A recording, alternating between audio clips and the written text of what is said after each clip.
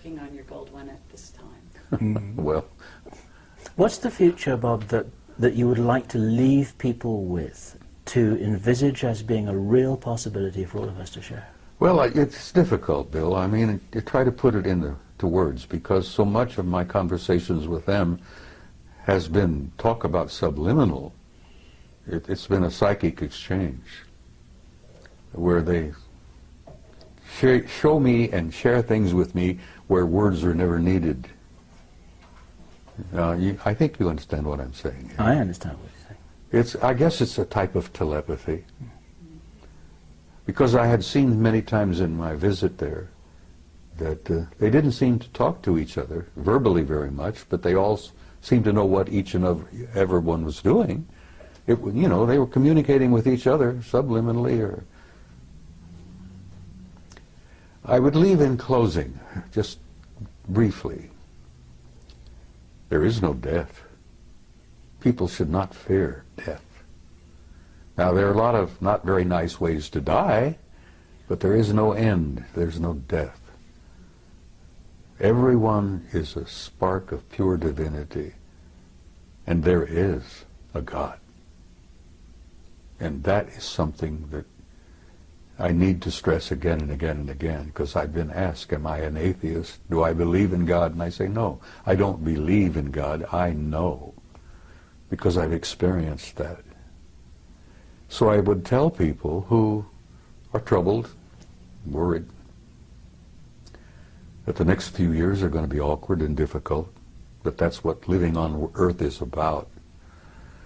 But there is a future for the human species. The race is going to make this transition, and at the other end of this, it's going to be glorious. And I tell mothers, I said, you know, your kids, your grandkids, the future will be theirs. And then, like I said in Barcelona, which the Spaniards seem to appreciate, your children and grandchildren are going to the stars. And they seem to like to hear that. But it's true. And we are, as a species, as a race, going to go out there and take our rightful place with these other incredible cultures and civilizations. And having seen the future, I'm hopeful. And, I have this good friend from Galilee 2,000 years ago, who was and still is my best friend, who tried to make that point again and again and again. And those of us who were with him at that time were a bunch of nitwits, and we didn't begin to grasp what he was trying to tell us. But he really essentially was telling us what I just told you.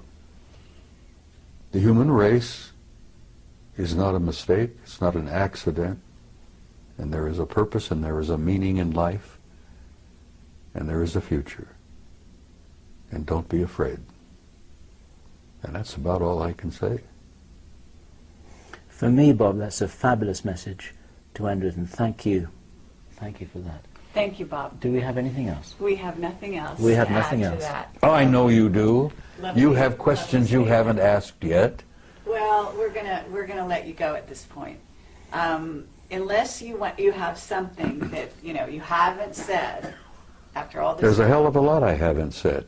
Well, But, as as I this, jokingly told but you one I give you time. a lot of rain, Well, believe it or not, even though I jokingly like told you one time, and I'm serious.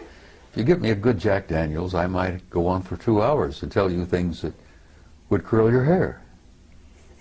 Well, Being a gentle lady as you are, I could share things with you that you wouldn't believe.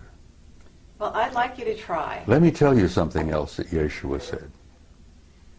He said, there are things I could tell you that you could not bear. But he was talking about life on this planet. Sure. And as he was getting ready to leave, he said, the prince of this world comes. He has no dominion over me, but I will send a comforter to you until I see you again. And I often wondered about who the prince of this world was, who didn't have any dominion over him. Right.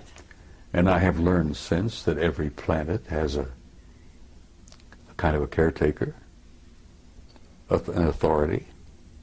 Every system has a higher authority. And the galaxy is divided into 4 parts, quadrants. And the Galactic Federation headquarters isn't even in our galaxy.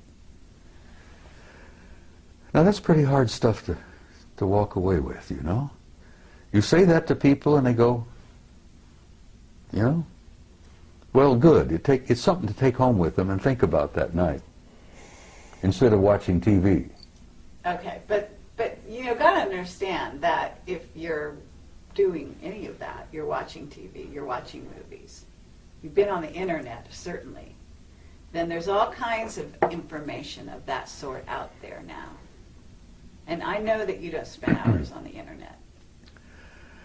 I avoid it like the plague. So Let me I tell have you, to tell you that information is not a shock whatsoever. well, let me tell you something that might shock the hell out of you, and maybe it won't, because you're a pretty bright kid. What if you were to tell the average guy out there that this is a hologram? That's out there. We know that. See? No, It doesn't the bother average you. guy out there. You've prepared yes. yourself. What if I told you that what you think you see as a reality is not reality at all? It's an illusion. And then even further, what if I were to infer to you that all of this is part of a program? I know you're familiar with the movie The Matrix. Sure. Okay, well, you're pretty close. Shakespeare tried to make it clear, and I always convinced that that guy was one of them. He was a genius. I'm not even sure the guy we think of as Shakespeare was Shakespeare. There's some indications that it was someone else entirely. That's Yeah, right. but somebody wrote it. Anyhow, I always like the analogy of the play. You're a player in a play. That's right. You come in stage right, you prance about with your toy swords, you make love, you know, you go through all this, you have heartbreaks, misery, feuds, fights. God, all the plays together, bring it together. And then after it's over with, you exit stage left. And the audience out there in the universe calls for author, author, author, you know. Well, I happen to know there is an author, and there is a producer, and there is a director. I haven't met the original author yet, but I know him, I know of him. But we're all living a play. Yes, but we're also co-creators of that play. Oh, when you're in the middle of the stage, and you know, you're following the script as it were, but you're, what's the word? Improvising. Improvising, adding your own words. Ad-libbing. Ad-libbing, yes. You're doing a lot of ad-libbing, and the degree of your ad-lib depends on how many lifetimes you may have lived. But we're in a play, kid. This interview is just a tiny chapter in a much larger play. Is there any other little pieces of information that, you know, because that's where the wider you open the door for people, the more they are able to go through the door and carry on from here. It's like passing a baton.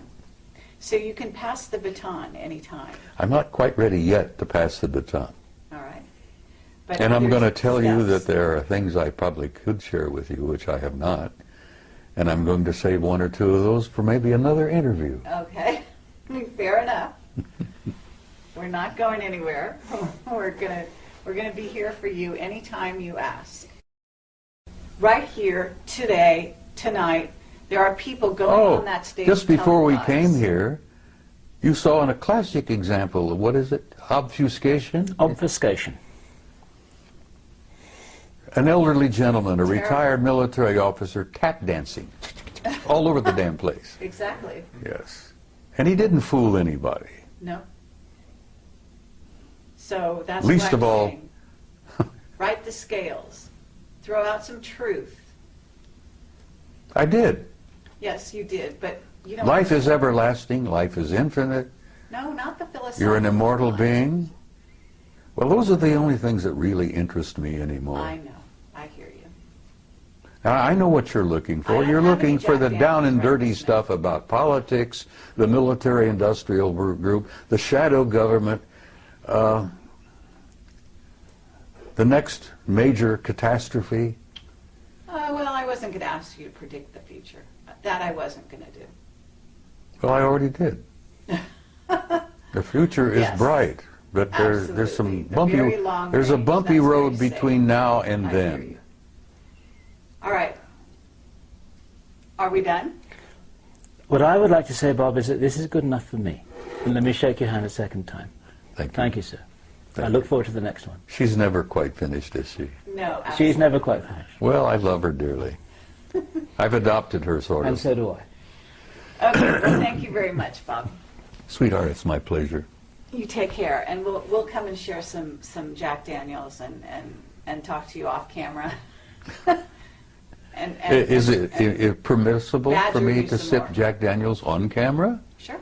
Well, okay, we'll do it next time. All right. Watch out, because I'm going to hold you. Closer I get to departure, I might share a couple of things Okay. Well, with you have my number.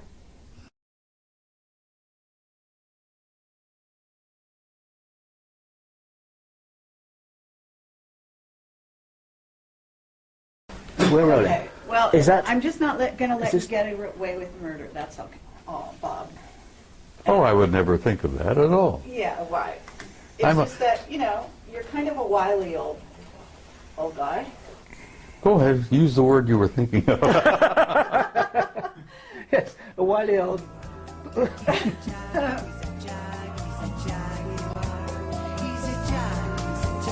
Look, I've been called so many names.